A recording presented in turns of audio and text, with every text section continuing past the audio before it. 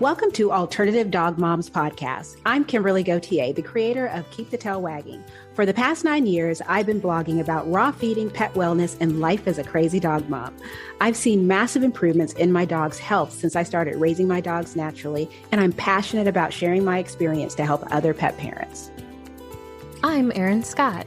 For the past 9 years, I've been researching and learning everything I can about healing cancer, allergies, autoimmune, and mystery illnesses in both my dogs and myself, and I can't wait to share with you everything I've learned on this journey. As the Alternative Dog Moms, we're bringing you all the latest dog health news that we're following and sharing the tips, tricks, and resources we learn along the way. Now, let's get started.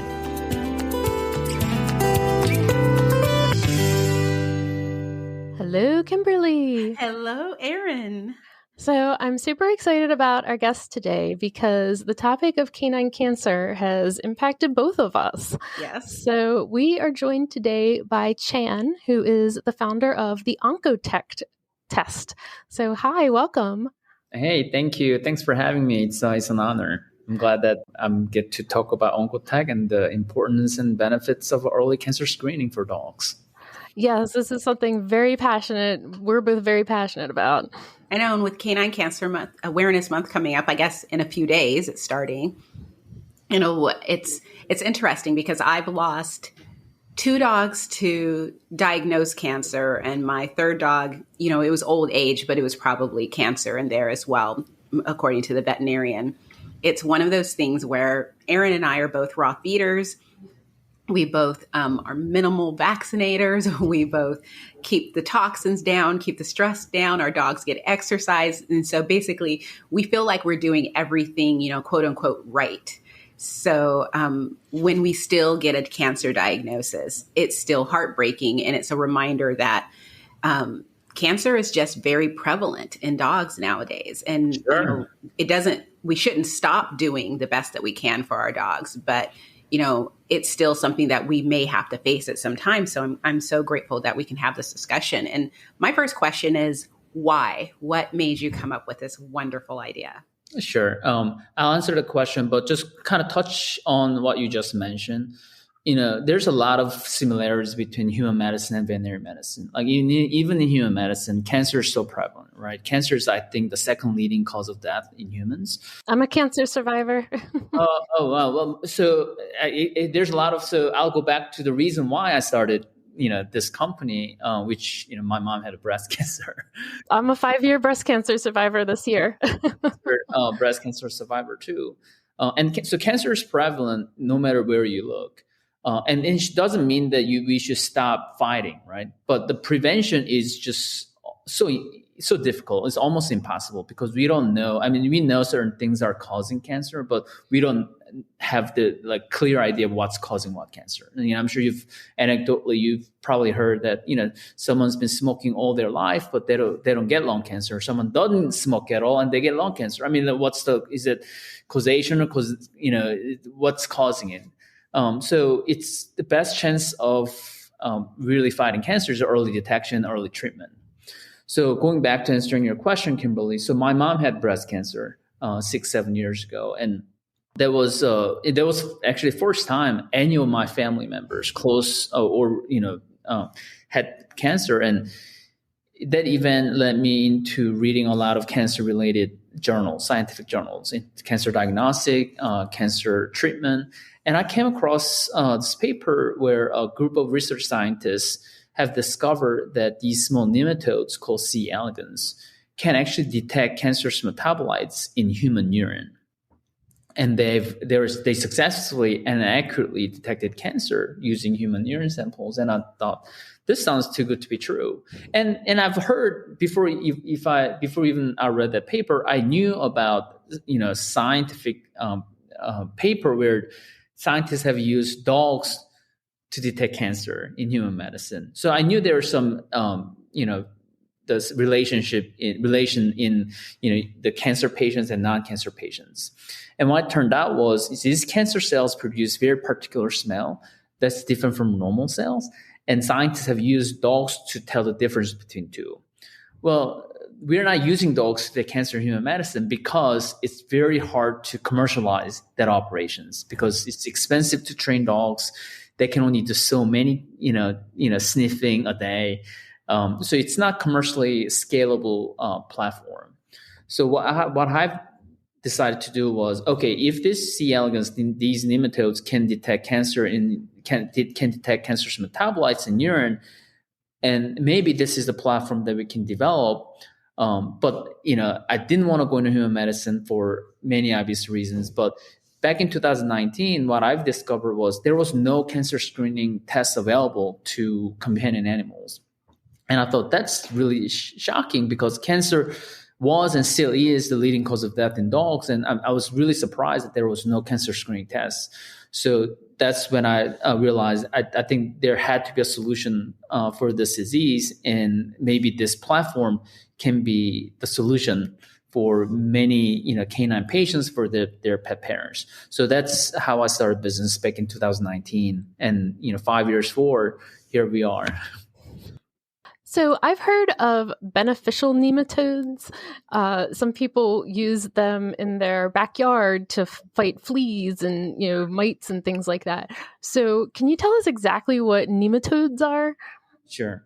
So this is a very particular nematode called C. elegans. And this is, believe it or not, this was the very first multicellular organism that was ever DNA sequenced. Because this is a model organism, this nematode worm is actually used in many different disciplines of science, in biology, chemistry, toxicology, pharmacology, stem cell research, cancer cell research, because we know everything about these worms and we can actually do a lot of experiments, run different experiments and see how they're reacting to different environments and different, stimulus.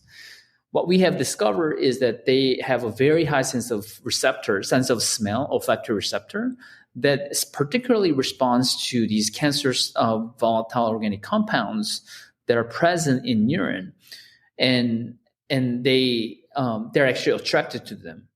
So we have figured out a way to optimize and validate the way they migrate on a petri dish with the urine samples that we collect, and we can actually quantify their behavior, or now we are using their neuronal response. We can actually measure their neuronal activity on their head using inverted microscope, and then we can quantify their the reactiveness to urine samples that contains cancerous metabolites, and we can categorize pets as low, moderate, or high risk. So they're worms, the nematodes, they're like little worms? They're worms, but I mean, you can see them with your bare eyes. You have to use like microscopes to look at them. Okay. But they're microscopic nematodes. And so they get really excited in the presence of cancer metabolites. So we have two methods. The one method that we used to use is they migrate towards urine sample that contains cancerous metabolites. The new method that we're using is we are actually, instead of waiting for them to migrate towards urine sample, we actually measure the calcium activity of their neuronal response in their head, and we can see the spike of the neuronal response, and that's what we are using to measure their activity. Okay. So is it any cancer or certain cancers in particular? So we focused on 4 most common treatable canine cancers. There are about 30 plus more canine cancer types, but we didn't have resources to study all of them because first of all, it's hard to collect that many urine samples, and we just wanted to focus on the 4 most common, and there are lymphoma, melanoma, hemangiosarcoma, and mast cell tumors. So we only focus on those 4. But in the last 2 or 3 years, we have detected other cancer types like liver, TCC, bladder, prostate, soft tissue sarcoma. But the reason we are not making claims for them is because we haven't run large enough sample size to publish a scientific paper, which we plan to do this year. And so how early can you detect cancer? Does it have to be I guess how invasive does it have to be for it to come up? Sure. Very good question. So the samples that we have worked with on our paper, or even from collecting from local hospitals, we don't have the staging. We didn't have the staging information. We did have like low grade MCT and high grade MCT mast cell tumors, and we were able to detect both of them. But anecdotally, when scientists use the human urine samples to detect cancer in the human space, they're able to detect as early as stage 1 cancer. So how long did it take from the time you first had this idea to get it on the market? Oh man, it took maybe a good 2 years. The research and development, because I'm not a scientist. Full disclosure, I'm not a scientist. I don't have veterinary medicine background. I needed to work with the scientists that I could find, consult with a lot of professors, and then I recruited PhD scientists who actually got his PhD from studying C. elegans at NC State. So it took us good 2 years from proof of concept to validation, optimization. Then we launched it with local hospitals only at first. And we did it for about 1.5 years. Then we launched the actual kit, the D2C kit, last October, so about 4 months ago. And that's when we started marketing directly to pet parents, but also since we launched the kit, we've been onboarding a lot more hospitals because it makes their process much easier. So now, we have about close to 100 hospitals that we work with in the United States and internationally as well. I know that when the pet parents get the results. So first of all, I love that it's direct to consumer, because I think not only just Kimberly and I, but everybody listening to this podcast, we're people who are really proactive about our pets' health. We want to be really involved. We want copies of all of the lab work and all the paperwork. And we want to really understand on a granular level, even though we're not veterinarians or anything, what's going on and what the changes are. And so I really like that, I can just buy it myself and test my dog's urine and get the results, and then choose which vet I want to work with or Sure. whatever approach that I want to do. So I really love that whole aspect of it. So the process is, so we encourage people to, go, buy our tests through veterinary channels, but there are 30,000 veterinary clinics in the United States. We only have 100 hospitals we are working with. So obviously the numbers, we got a long way to go. Yeah. And then there are many pet parents just like you, Erin, that want to take this preventative, proactive approach themselves. So we made it available on D2C. And one of the things that we really thought through when we launched this product was, how can we get vets involved throughout the whole process? Because we never want to circumvent them, or, we're not, it's us versus them. It's like we are all in this together because everyone is invested in it. So let's say, Erin, if you purchase our kit online, you'll get the test, kit at your mailing address. And then during the activation process, it'll ask you to input your pet's information, obviously, but then it also asks you to put in your vet information, because we want to get them involved, in the communication. So as soon as you put in your veterinarian information, we'll proactively send them an email letting them know that, hey, one of your clients, Erin, purchased this test.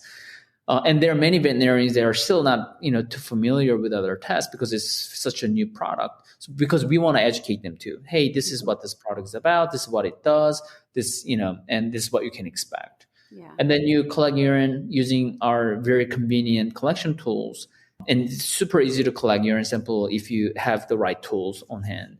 And you send it back to us. And when we receive your sample, you'll get an email. Your vet will get an email. And then when the report is ready, both of you and your vet will get the report. We have 2 versions of reports, one for pet parent and one for veterinarians. The reason for that is the veterinarian version has more information than pet parent version. We intentionally did that because we didn't want to confuse pet parents, and we didn't want to give them too much information to confuse them or to concern them too much. Like, we want you to go back to your vet. Should there be any moderate or high risk cases, we want you to go back to your vet for further consultation or further diagnostic tests. Mm-hmm. So if it's let's say if it's low risk, everyone's happy. So we'll automatically send an email to you and your vet. But in case of moderate or high risk, we'll actually call the hospital first and let them know, give them a heads up what the result is, and then we'll email you saying, hey, the report came back is either moderate, high, and we also provide 15-minute complimentary consultation with any pet parents, because again, we don't want to panic you. We don't want you to go down on a Google rabbit hole. I'm sure you have a lot of questions. You can email us, book a call. We can talk to you, walk you through what the next step should be. But at the end of the day, we'll always encourage you to go back to your own vet because they have more information, more context. Because diagnosing a cancer is like putting a puzzle together. There's no one test that'll tell you, hey, your dog has cancer. It's just like you got to bring, different pieces of information from different, tests, and then see a big picture of what's going on. So our test is one of those early, the kind of first line of defense, if you will. Mm-hmm. Because other diagnostic tests like ultrasounds and x-rays are wonderful at diagnosing cancer, but they're just too expensive and impractical for early screening. Right. You'd be hard pressed to do annual ultrasound or x-ray for your dogs, right? Yeah. So this is before you go down on more expensive and invasive diagnostic tests. This is the first screening test you can actually use. Then decide which direction you want to go. I mean, that's nice, because when I learned about your test, the thing that I thought of immediately with my dogs is I have a husky mix. He's a husky golden mix, and goldens have a high rate of cancer. So that's something that I would want to test him on, maybe on an annual or every couple years, just to make sure he's okay. I also have a senior dog. She's 10 years old. Sure. And so just to make sure that, how she's doing great. But you never know. You don't. So, I mean, you're exactly right, Kimberly. So, we've been in business. We've been, selling this test over 2 years from from local hospitals to now to directly consumers and more hospitals. We have like 3 types of pet parents we've helped so far, kind of in main buckets. The first bucket is pet parents that want to do anything and everything above and beyond, proactive, preventative. Like their dog is their kid. They just want to do everything, including cancer treatment. But in order to do effective cancer treatment, you need to find out early, right? Any disease, early detection is your best strategy. The second type of pet parents we've helped is people that may not necessarily want to put their dogs through cancer treatment because their dog is older. If they don't want to put them through like invasive chemotherapy, cost. But knowing versus not knowing will give you different options. Like knowing can help you provide better quality of life for your dogs through supplements, mushrooms, CBD oils, pain management, palliative care. And there are things you can do that you can help them. Otherwise, you just don't know, and your dog is not gonna come tell you that, hey, I'm suffering from cancer, right? Yeah. So it's you as a dog parent or owner, you have to be proactive in knowing that. The third bucket of pet parents we help is people that want to get just what you said, Kimberly, want to get peace of mind because they've lost their dog to cancer before. And that by the time you find out your dog has cancer, it goes down very fast. Like you're not mentally, emotionally prepared for that event, right? So knowing that your dog getting peace of mind is also one of the big reasons why people want to do our test. Yeah, I had a dog with mast cell cancer several years ago, but we had a really hard time kind of figuring out what was going on because it was these kind of strange symptoms that almost seemed like an allergy. And then when they did a fine needle aspiration, it was inconclusive and it got very angry and flared up. And she had like this full body reaction from stabbing the mass and making it aggravated. And so we were kind of like, well, is it mast cell or isn't it? Because we just didn't know. And this would have been like a really helpful tool, to have had.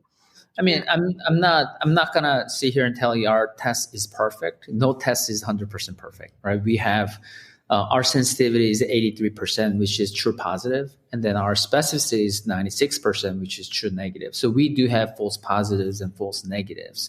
But again, going back, there's no test that's 100%. Even fine needle aspiration, sometimes we'll tell you, like, we don't know what's going on, right? Well, ultrasound, like my mom, she did an annual mammogram every year. And right before she was diagnosed with breast cancer, she did a mammogram and, nothing was there. So it's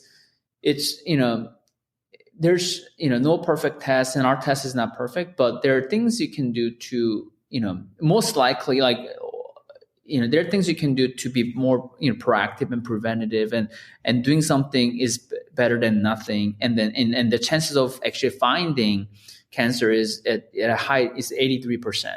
So, which is better than, 0%, I guess. Yeah, definitely. I mean, I think that what I like most about the test is not having to go to the vet. It's not so much that you won't use the vet afterwards, but I have, like what you said, where you had a dog die of cancer in the past. After that happens, you're at this heightened state where now the dogs that are still there, all of a sudden you sort of metaphorically are putting them in a bubble to try and keep them alive and keep them safe, and not having to run them back and forth to the vet because you're being, kind of paranoid and running up these extra vet bills when technically nothing is going on, but just being able to have a test that you could do at home that just gives you a little peace of mind is, gosh, I mean, I definitely want to test my dogs. I mean, I look at every time Zoe breathes differently. She's 10 years old. She's fine, but she breathes differently. I'm like feeling around and like looking at her gums, feeling her lymph nodes. It's like, is she okay? And I look at her gums because I've lost a dog to hemangio. I'm feeling her lymph nodes because I've lost the dog to lymphoma. Her brother, actually, I lost to lymphoma.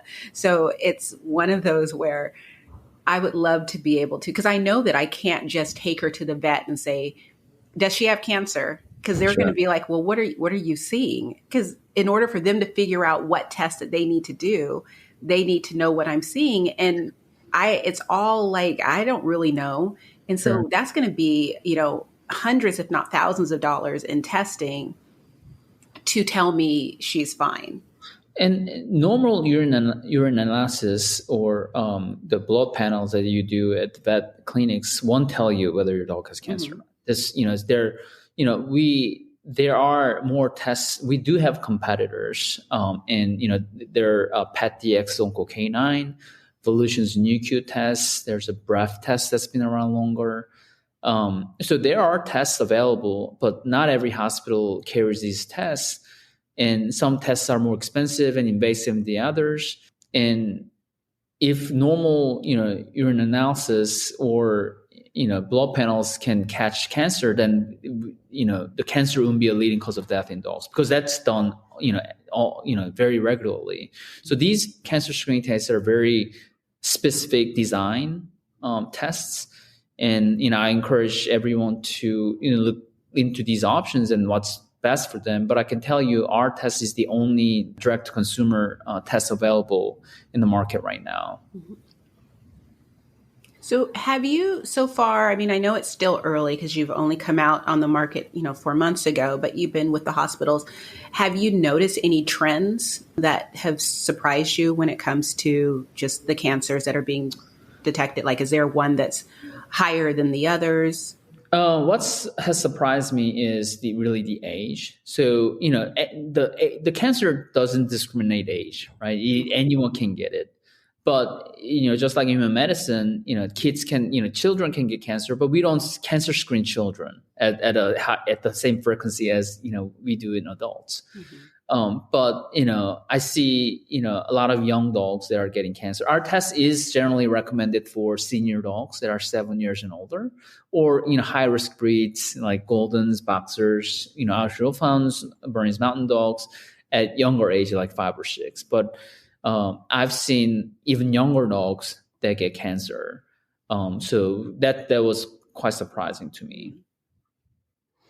And so what's the difference between like the moderate risk and the high risk? Like how concerned do you have to be when it's moderate? Sure. For moderate risk, our suggestion is to take your dog back to your vet and ask them to do more thorough physical exam to look for other clinical signs of cancer. Moderate case so the cancerous metabolites we all have cancer cells in our body. Like even if you don't have, quote unquote cancer, we have cancer cells. So it could be that, when we collect the urine sample that it could contain that more than normal amount of cancerous metabolites in your urine. Doesn't mean that you have cancer. So what we do is do a more thorough physical exam to look for bumps and lumps or other signs of cancer. And if there are, then follow with ultrasound or X-ray to confirm or deny cancer suspicion. But if you don't see anything, the dog is healthy otherwise, and there's no other signs, then repeat the test in 3 months and see where the trend, whether the trend goes. For high-risk cases, our recommendation is to do follow-up with ultrasound or X-ray to confirm or deny cancer suspicion, or to then identify the type and location. Yeah, for high-risk cases, we are pretty certain that there's something going on, and then need to be follow-up with a vet. And again, our test is a screening test. It's not a confirmatory diagnostic test. They're the two different things. So just to distinguish, so then what's a screening test and what's a diagnostic test? Yeah. So just to distinguish, the screening test is done to asymptomatic patients that are healthy otherwise. You do it as a preventative and proactive measure. Like, human medicine, we do at a certain age, we do cancer screening, PSA for men, mammogram for women, not because we think we're going to have cancer, but we just don't want to put ourselves behind the 8 ball. We want to be proactive, find out early, and then treat it quickly. Diagnostic tests are done to symptomatic patients. Like, yes, there's absolutely something going on. We need to exactly find out what's going on, where it is, and how to treat it. And that's where, ultrasound, X-rays, CT scan, MRI, those tests come in for that. And so as the pet parent, what all do you get mailed to you in the package? Yeah.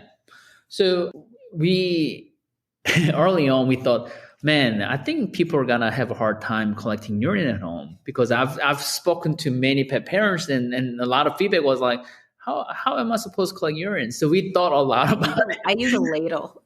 I have a special ladle that's specifically for it. That's actually, a ladle is like and a lot of people actually have like a dog urine ladle specific for that.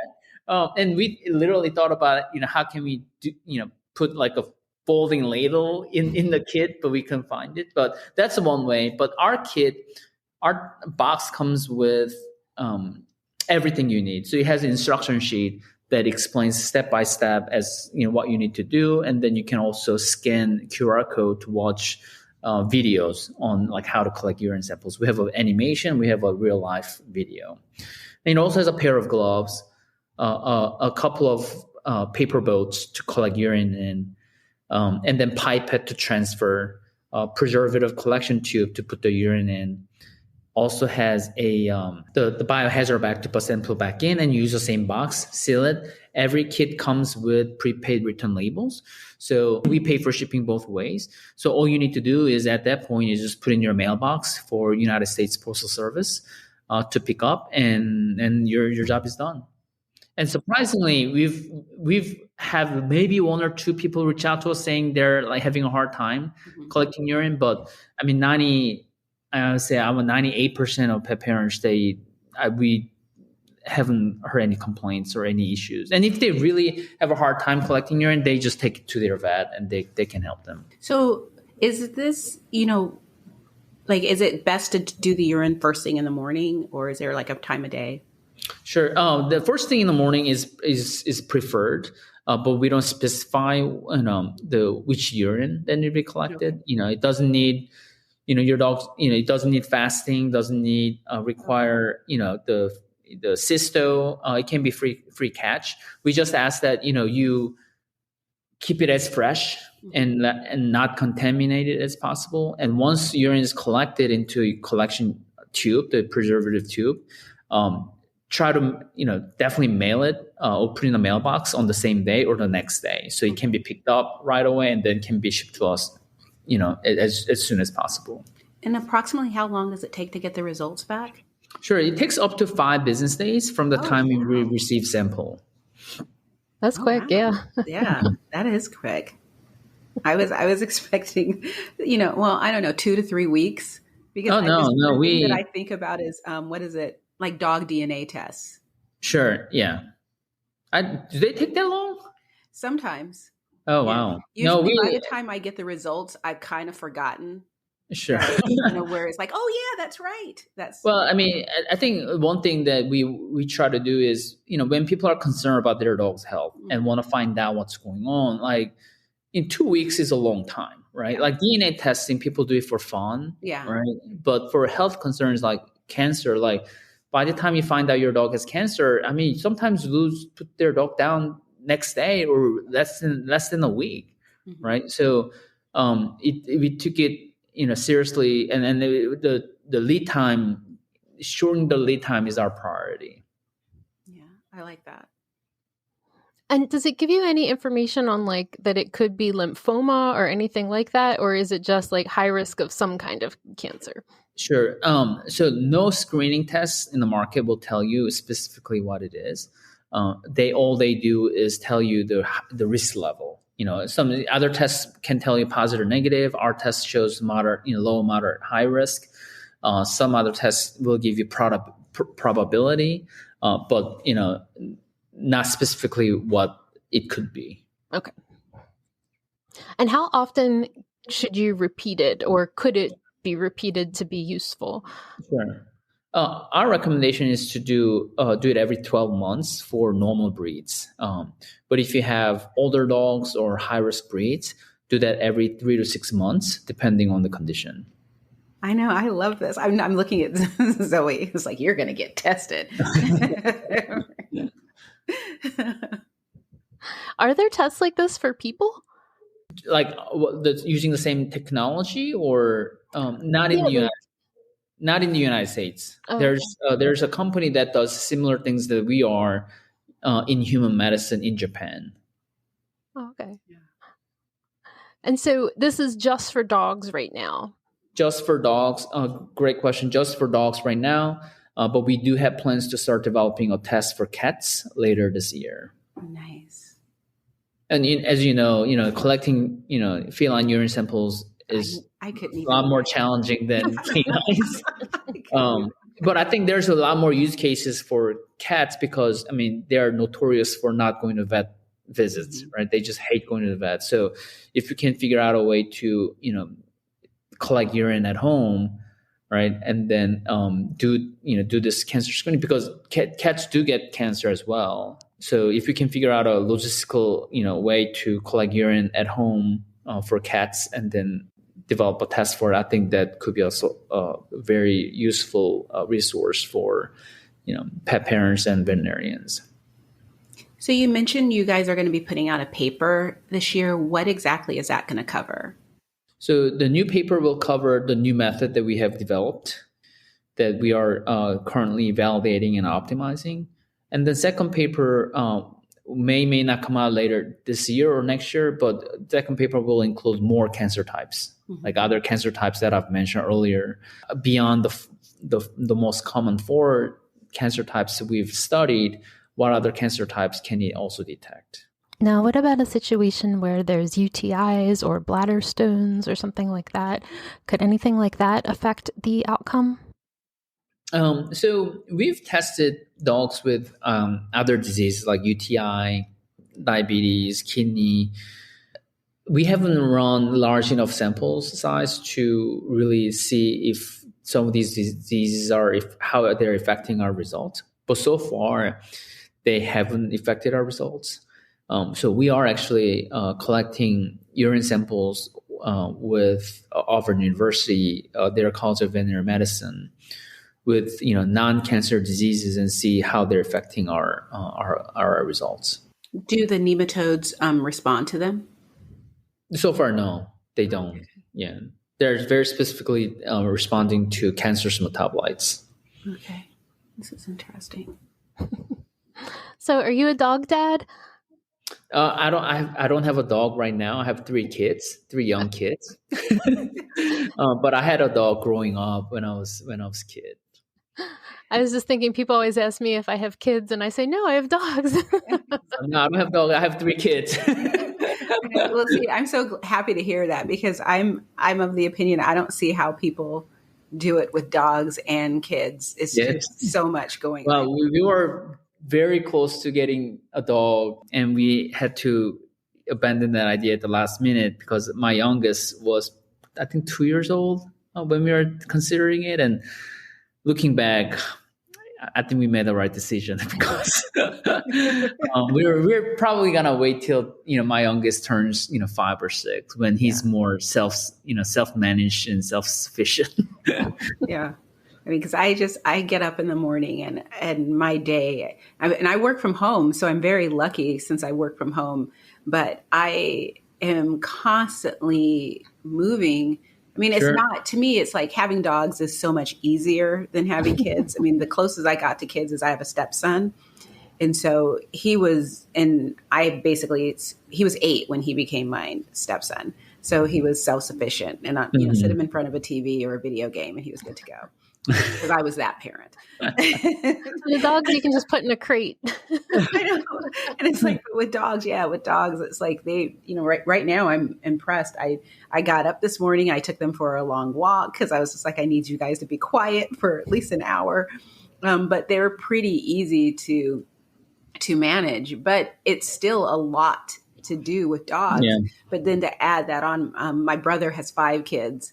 And so everyone's involved. Yeah, everyone's God bless him. Sports, everyone's involved in all these type of things. And it's just sort of like, he would love to have a dog, but he does not have time because they're constantly going with the kids. I mean, speaking of dogs and kids, I mean, there are more dogs than children, I think, right? Or they're, Well, and if it's not the case, it's on its way to being that way.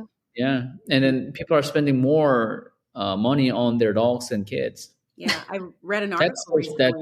That's what people think of when they buy a house. I mean, when we bought the house that we're in now, that was a big part of it. We had 2 dogs, and so we wanted property so they can run around. The fact that the person already had a yard fenced on the property for dogs because she was a dog owner, that was a big deal for us.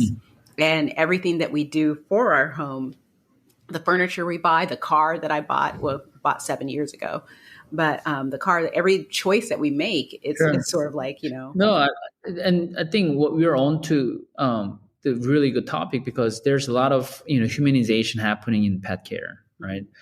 From pet food to, pet care. Mm-hmm. So, even in, pet care, things that we didn't think that we needed to do for our pets are done. And, now I think the really last frontier is, cancer screening. Yeah. Because again, cancer is the leading cause of death in dogs. And every year, 6 to 10 million dogs get diagnosed with cancer.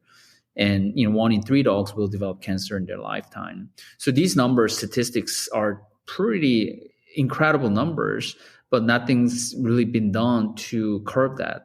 Yeah. And really the best way to curb that number is to get it screened early, find out early, and then get it treated. And we've had many cases where, vet couldn't figure out what was going on with the dog after doing normal, urine tests or blood tests. And then they ran our tests and came back positive. So the vet did the further diagnostic tests and found mast cell tumors and all these cancers like that I'm talking about, like lymphoma, melanoma, hemangiosarcoma, mast cell tumors are actually treatable. Mm-hmm. You can actually treat them if you find them early enough. Surgically remove them. And there's ways that you can prolong their lives through, supplements, mushrooms, CBD. So you have options. People do have options. They just need to find out early. And otherwise, they don't have those options. The only option that they have is to euthanize. Yeah. I know that there is also a vaccine now for, have you, have you looked into that and have you correlated your product with that product? I know there are companies out there that do like cancer vaccines. We don't work with them and we don't partner with them particularly. So we don't have any collaborations with them. But I do know, those companies you're referring to. Yeah. But we don't work with them in any particular way. I mean, I just find it fascinating that it's kind of cool that all of this is coming out now. And I think it's, in response to the fact that dogs have become so important to us. Sure. And it's really interesting. When I started our company back in 2019, there was no cancer screening test. And all of a sudden in early 2022, we came to market and everyone else came to market too. So I was like, this is really strange, But that also comes with a lot of challenges in that pet parents just don't know that there's the cancer screening tool that's available, because for so long it wasn't, and now it is. And so the product education and awareness building is really not the industry's biggest challenge, not just certainly our biggest challenge, but it's the industry's biggest challenge, because people just don't know that this is even possible, that this is something that they need to do. So that's why I'm, talking to you guys about, kind of spreading, the word of, the different tools that are available to them so that they can be more proactive and preventative. But that is the biggest challenge. Yeah. I was just wondering if you have a dog that has cancer and you're treating them for the cancer, is there any usefulness in retesting with your kit to see is it working? Would that bring their level down? Is your treatment working, or Sure. are they in remission kind of thing? Sure. No cancer detected thing. Great question. So our test has been used as a monitoring tool after surgical removal of splenic mass or mast cell tumors, probably 2 or 3 months post-op. And then we actually, doctors were able to use that data to say, hey, the dog is, now it's in remission, is doing well. I don't have any data on chemotherapy or any kind of vaccine or medication, but for surgical removal of certain mass, we are able to use. The vets were able to use it as our test as a monitoring tool. Right. Okay, that's really interesting. I didn't even think about that. Good question. Gosh, it just has so many practical uses that it's going to really save, I think. Because I just think about the fact that,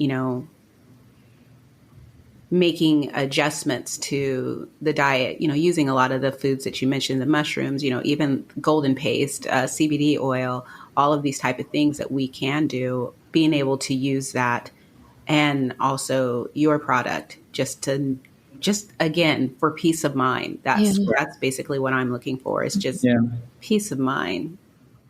Exactly. Yeah, this has been wonderful. Thank you so much for joining us today. No, thank you for having me. It's a great honor, and thanks for allowing me to share our story with your audience. And our goal, our mission, we pride ourselves as the most accessible, convenient, affordable cancer screening test in the market. And we really want to help dog owners, potentially cat owners, to really have take care of their pets in a way that they deserve. And these days they think of their pets as their extension of their family. So if anything we can do to help them to enjoy their moments with their pets is that's our mission. Yeah, and I thank you for allowing me to share that with your people, with your audience. Thank you so much for your time today. Thank you, Erin. Thank you, Kimberly.